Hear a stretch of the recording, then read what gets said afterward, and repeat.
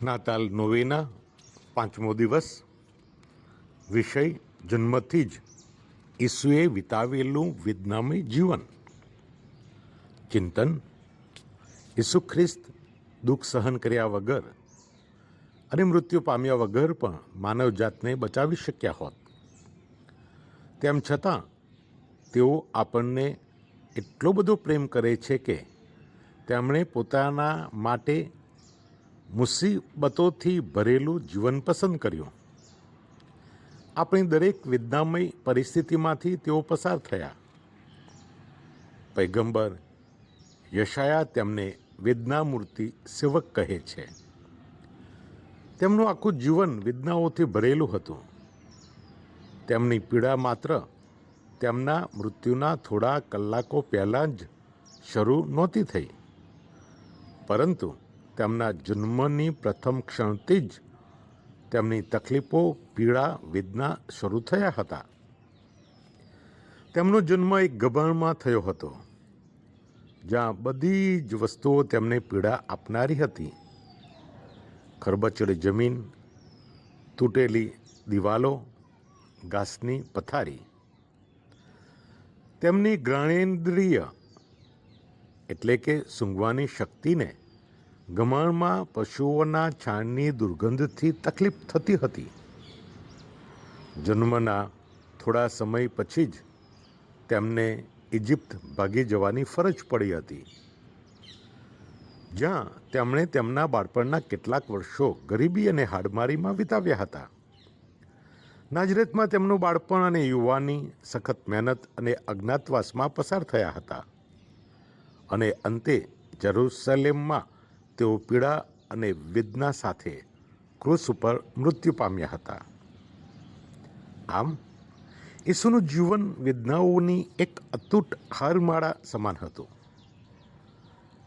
તેઓ જોઈ શક્યા હતા કે એમને કયા કયા દુઃખો સહન કરવાના છે અને મૃત્યુ પામવાનું છે. તેમ છતાં આપણા પ્રભુએ આપણા માટે આ મુસીબતો સ્વેચ્છાએ સહન કરવાનું પસંદ કર્યું હતું. મુસીબતો અને હાડમારીઓ તેમને એટલી પીડા નહોતી આપતી જેટલી આપણા પાપો જોઈને તેઓને પીડા થતી હતી. આપણે તેમના પ્રેમનો બદલો પ્રેમથી નથી આપ્યો.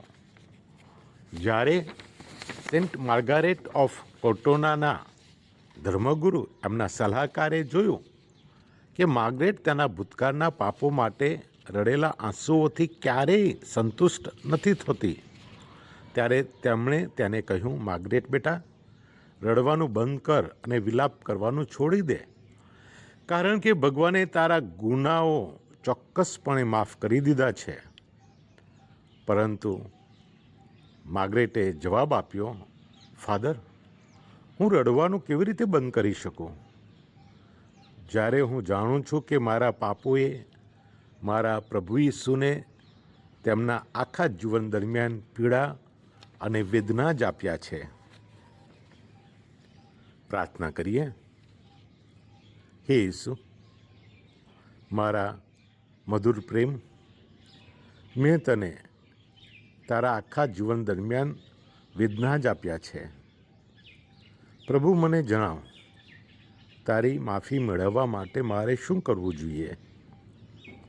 તું મારી પાસે જે કંઈ માગીશ તે કરવા હું તૈયાર છું.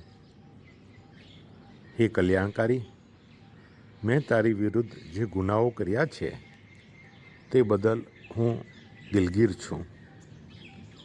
હું તને મારા પોતાના કરતાં પણ વધુ પ્રેમ કરું છું. તને મારા કરતાં વધારે પ્રેમ કરવાની ઈચ્છા ધરાવું છું. તે જ મને આ ઈચ્છા આપી હોવાથી તું જ મને તને અત્યંત પ્રેમ કરવાની શક્તિ પણ આપ. તારા પ્રેમને મને હંમેશા યાદ કરાવતા રહો, કે જેથી મારો આત્મા હંમેશા તારા પ્રેમમાં જલતો રહે અને માત્ર તને જ પ્રસન્ન કરવાની ઈચ્છા રાખે.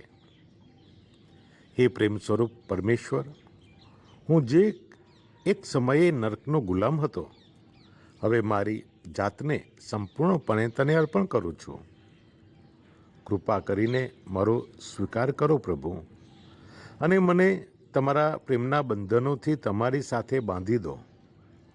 મારા ઈસુ, આજથી અને સદાકાળ હું તને પ્રેમ કરતા જીવીશ અને તને પ્રેમ કરતા જ મૃત્યુ પામીશ. હે મરિયમ, મારી માતા અને મારી આશા, મને તારા અને મારા પ્રિય ઈશ્વરને પ્રેમ કરવામાં મદદ કરો. હું તારી પાસે એક જ કૃપા માગું છું અને તારા દ્વારા તે મેળવવાની આશા રાખું છું. આમીન.